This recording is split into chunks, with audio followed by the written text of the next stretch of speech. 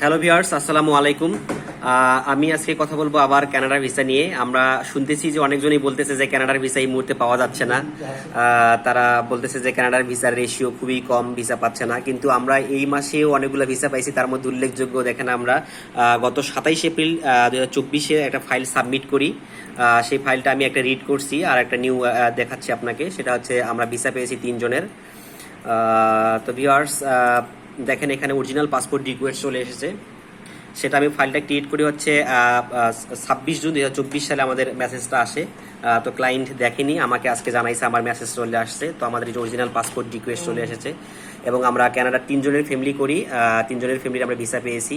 তো আমাদের ভিসার ইস্যু অনেক ভালো, আপনারা জানেন। আমি আপনাদের সঙ্গে শেয়ার করি আমাদের ভিসাগুলা।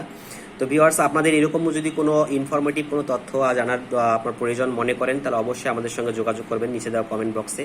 Thank you so much. আসসালামু আলাইকুম।